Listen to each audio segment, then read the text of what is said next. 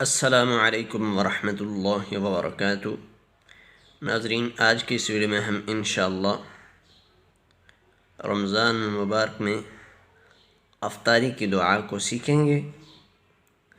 रोज़ा अफ्तार करने से पहले इस दुआ को पढ़ें। बिस्मिल्लाहिर्रहमानिर्रहीम। اللهم لك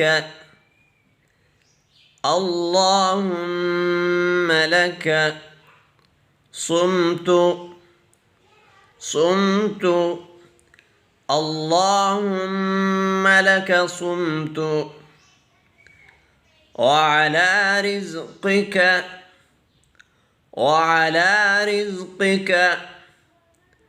أفطرت وعلى رزقك أفطرت. اللهم لك صمت وعلى رزقك أفطرت. اللهم لك صمت وعلى رزقك أفطرت.